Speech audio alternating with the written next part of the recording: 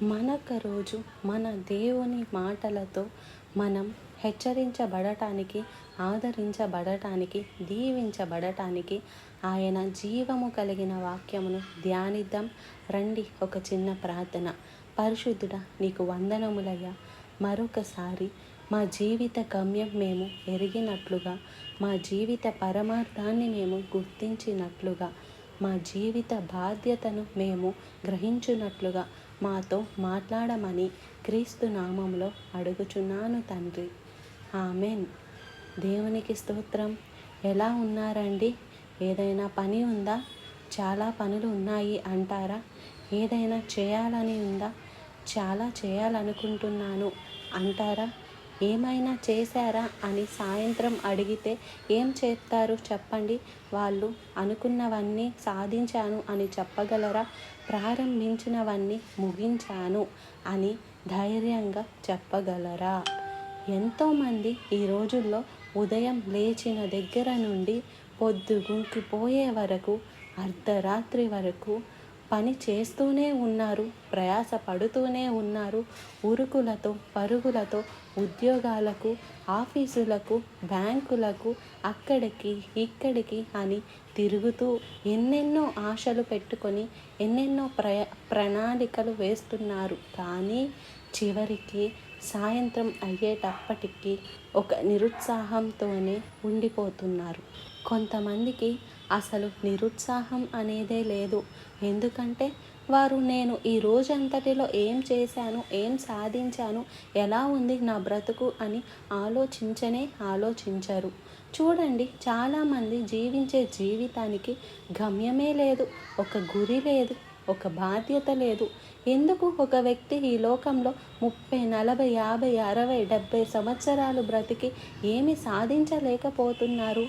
ఏ వయసులో ఏం చేయాలో అది చేస్తే మన జీవితం అంతా దీవెనకరంగా ఉంటుంది కదా. మనం పిల్లలకు చదువు అవసరం, పిల్లలకు బోధన అవసరం, పిల్లలకు నడిపింపు దిద్దుబాటులు అవసరం. బిడ్డలు నేర్చుకోవాలి. నేర్చుకునే ప్రాసెస్లో పిల్లలు ఉండాలి. యవ్వనస్తులు ఆ నేర్చుకున్న దాన్ని అనుసరించే వారిగా ఉండాలి, దాన్ని ఇంప్లిమెంట్ చేసుకునే వారిగా ఉండాలి. యవ్వన కాలంలో వారికి స్వేచ్ఛ వచ్చిన తరువాత వారు సరైన వాటిని ఎన్నుకోవాలి. అనేక రకాల అవకాశాలు యవ్వనస్తులకు ఉంటాయి, అనేక రకాల శోధనలు ఉంటాయి. కానీ వారు చిన్నప్పటి నుంచి ఏది విన్నారో, ఏది నేర్చుకున్నారో, ఎలా ఉండాలని తెలుసుకున్నారో దాని ప్రకారంగా వారు తమ జీవితాన్ని స్థిరపరుచుకోవాలి. ఇవాళ యవ్వనస్తులకు గురి లేదు. ఎందుకంటే బాల్యంలో వాళ్ళకి బోధన లేదు, వారి జీవిత గమ్యమే వారికి తెలియదు. చదువుకో అంటారు కొంతమంది పేరెంట్స్. ఒక సమయం వచ్చేటప్పటికి సంపాదించు అనే పాటతోనే మాగిపోతుంది. ఎంత సంపాదించినా చిన్న సంచిలో వేసినట్లే ఉంటుంది. ఎంత చదువుకున్నా పండిత పుత్ర పరమసుంట అన్నట్లుగా చదివాను అంటున్నాడు. ఎక్కడ చూసినా ఫెయిల్యూరే చూస్తున్నాం. కారణం ఏంటి? ఈ 1 ఇయర్లో ఈ కోర్స్ ముగించాలనే ఒక గురి లేదు. నేను ఈ ఎగ్జామ్స్ కొరకు సిద్ధపడాలనే ఆశ లేదు. నా వయసు పెరుగుతుంది, తగినంత బాధ్యత నేను తీసుకోవాలి అని గమ్యం లేదు. పెళ్లి చేయి అంటారు, పెళ్లి చేసుకుంటారు. పెళ్ళైన తర్వాత అయినా నేను వివాహితుడునయ్యానే, నేను నా భార్య బిడ్డలను పోషించుకోవాలి, నా కుటుంబాన్ని కట్టుకోవాలి అని ఇంగిత జ్ఞానం లేదండి. ఇవాళ పెళ్ళైన తర్వాత కూడా ఆ ఇంటి గృహిణికి ఇంకా అమ్మగారి ఇల్లు అంటదే కానీ నాకు దేవుడిచ్చిన గృహం, నా భర్త, నా బిడ్డలు, నా సంసారం, నా జీవితం నేను కట్టుకోవాలి, నేను నిలబడాలి, నేను పోరాడాలి అనే ఆశ లేదే. అందుకనే చూడండి, ఎన్ని వివాహిత కుటుంబాల్లో సమాధానం లేదు, ఉఫ్ అంటే ఊడిపోయే బాంధవ్యంగా ఉంటున్నాయి. సరే, బిడ్డలు పుట్టిన తర్వాత అయినా కనీసం తల్లిదండ్రులు మయ్యామే. ఇప్పుడు చిన్నపిల్ల చేష్టలేంటి, మనకి లోకాశలేంటి, శరీర ఆశలేంటి, లోక సంబంధమైన ఆర్భాటాలు ఏంటి? బాధ్యత కలిగిన తల్లిదండ్రులుగా మనం ఉండాలి కదా. మన బిడ్డలను దేవుని కొరకు పెంచాలి కదా, యోగ్యులుగా చేయాలి కదా అని ఆలోచన లేదండి. మీకుందా? ఉంటే మీరు ధన్యులు. మీకు లేదా? అయితే దేవుడు మీతోటే మాట్లాడుతున్నాడు.